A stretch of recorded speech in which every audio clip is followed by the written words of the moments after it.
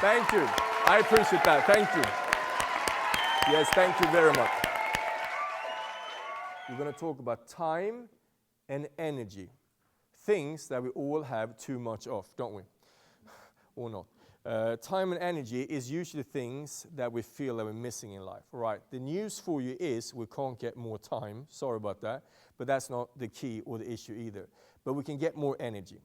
So what I'm going to do is I'm going to talk to you a little bit about how you can use the time you have, we all have the same amount, more effectively. Because that is the key. You can't get more time, so stop wishing for it.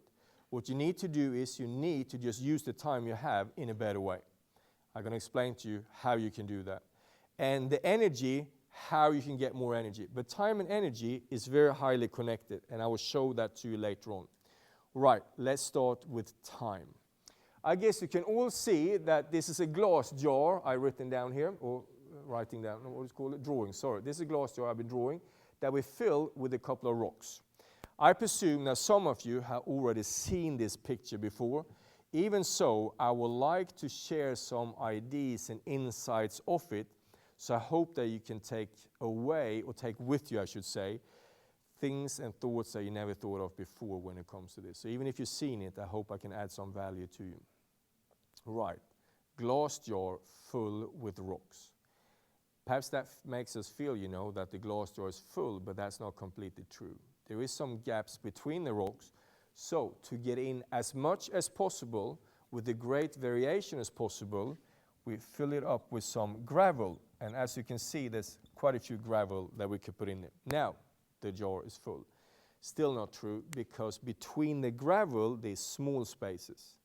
And again, to get as much as possible in, with a great variation as possible, we can put in some sand.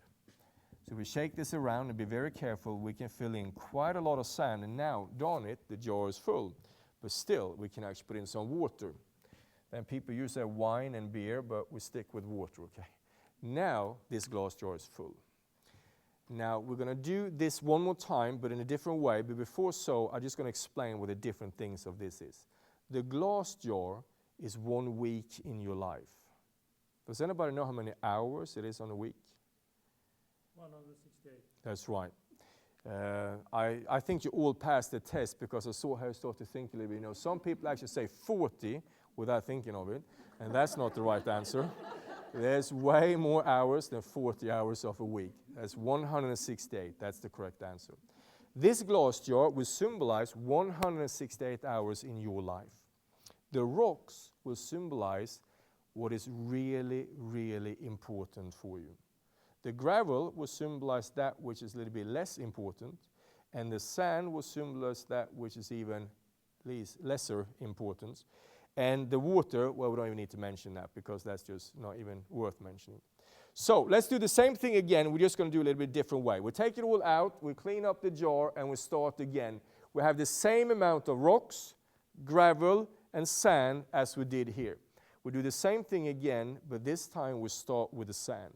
So we put the same amount of sand in. On top of that, we put the same amount of gravel in. And on top of that, we put the same amount of rocks in. What will happen to the rocks? They're not going to fit in.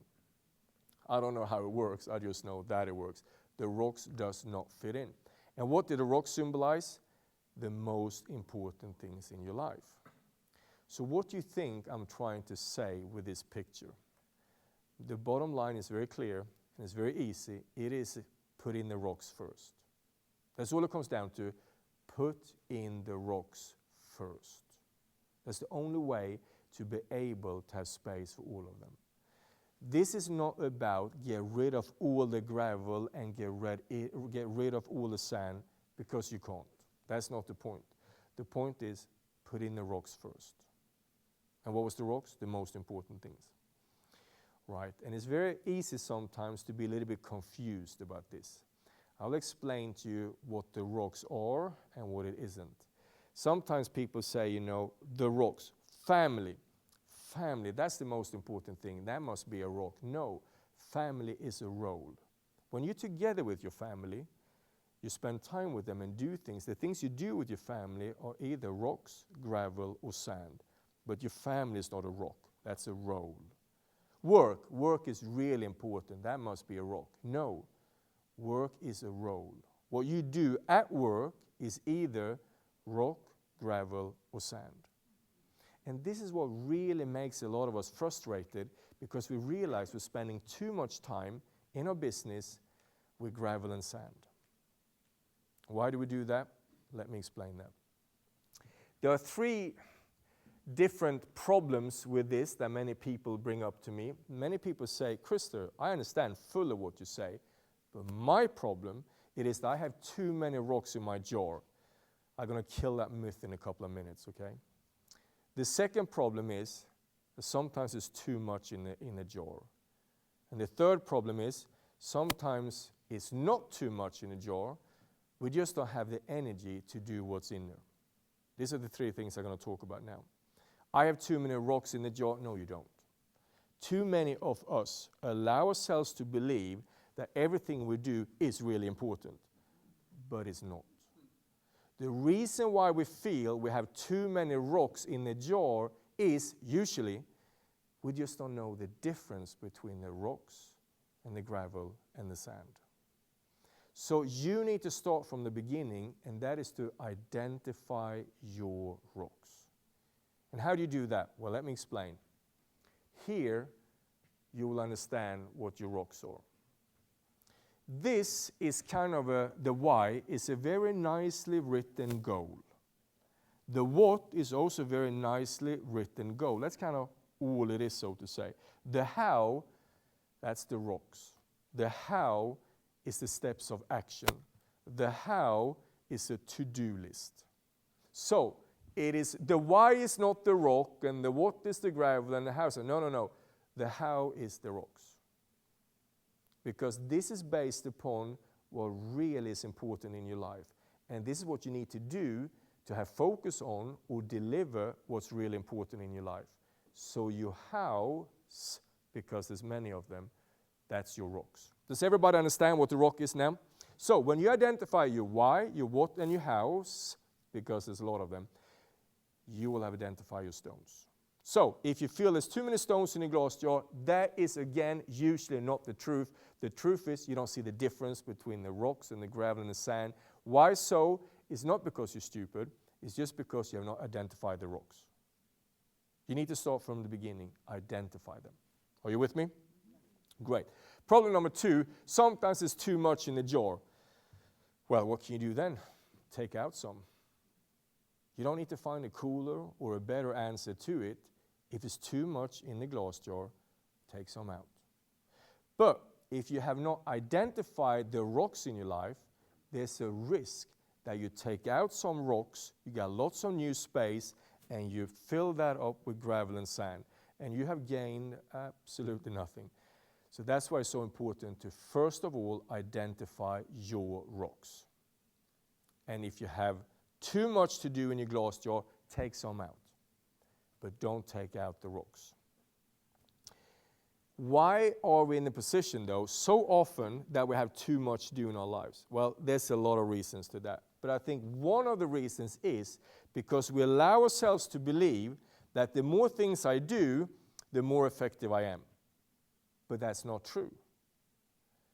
I will explain what I mean. If you work with that paradigm, if you work with that understanding that the more things I do, the more effective I am, there's a risk that you're going to ask yourself this question, and that is, do I do things in the right way? And then you realize, no, you don't. You could be a lot more effective, you could be a lot better at doing what you're doing, so you start to read books about it. You spend a lot of money on courses so that you can do what you do even better. You actually find heroes in your field. You talk to them, you analyze them, you learn from them so you can be really good at doing what you're doing.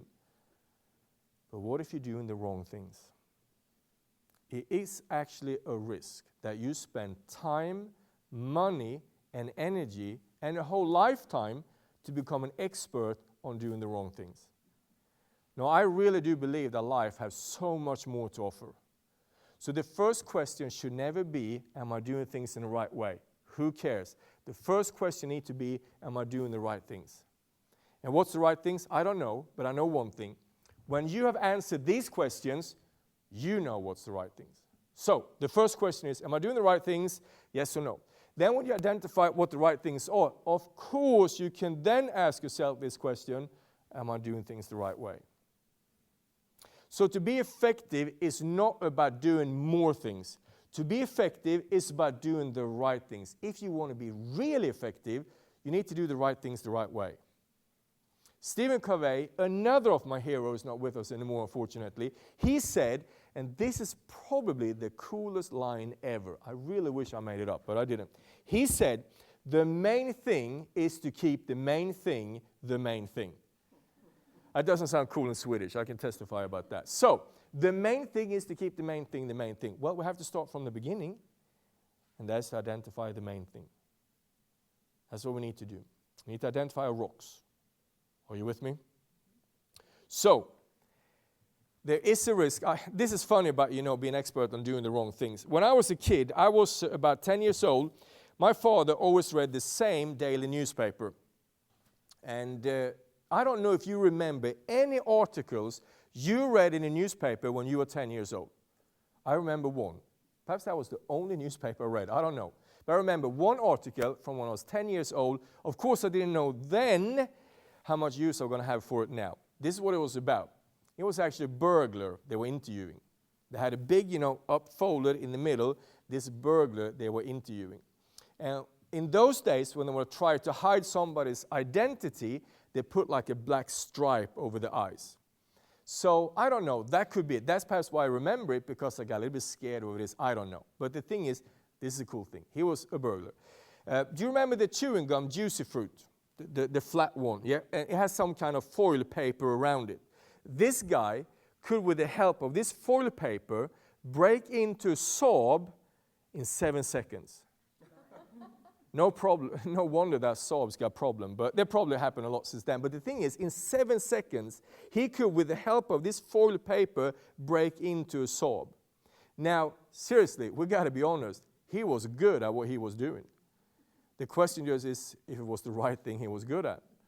That's up to you to decide, or up to anybody else to decide. But this is the problem. We can allow ourselves to spend time, money, and effort to become experts at doing the wrong things. Don't make that mistake. Identify your stones and focus on them all of the time. That was the second problem. If there's too much to do, just take some out. But make sure it's the right things we take out. The third problem is that sometimes the glass jar is not full, it just feels like it is. We just don't have the energy to do what's in the glass jar.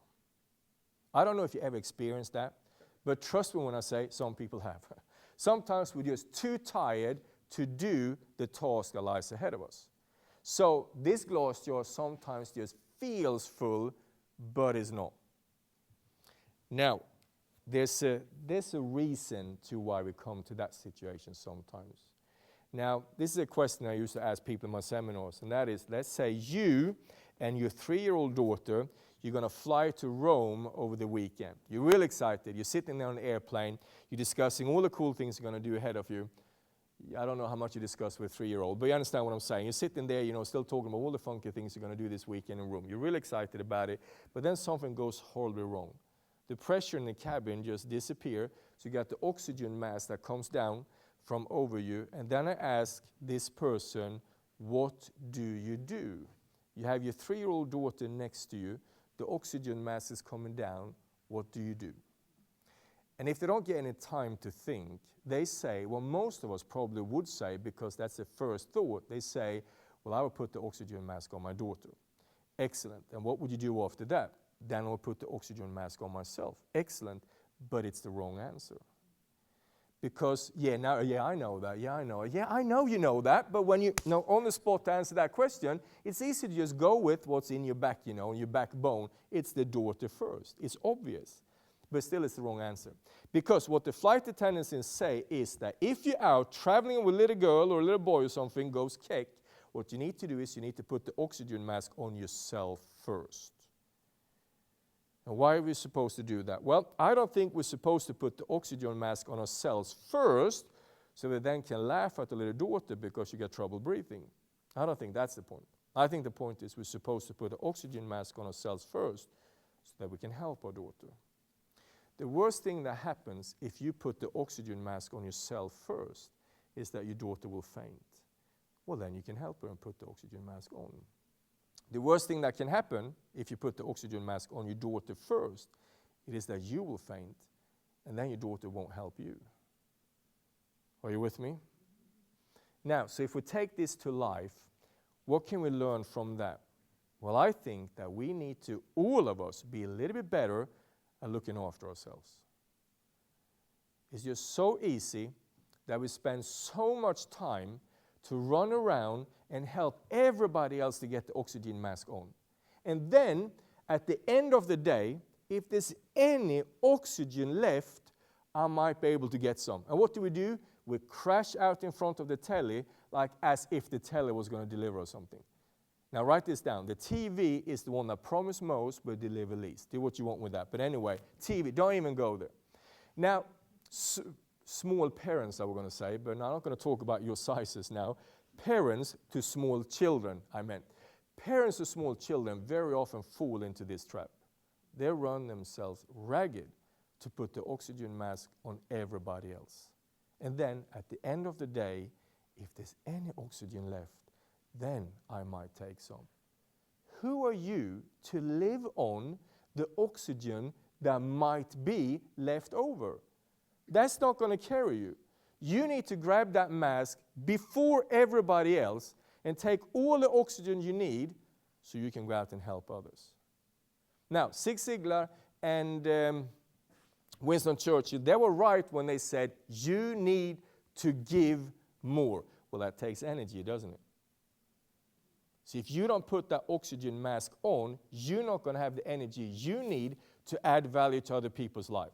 Come on, guys, let's be honest. How good of a boss are you when you're tired and cranky? I'm not saying that you are tired and cranky ever, but let's just say it might happen.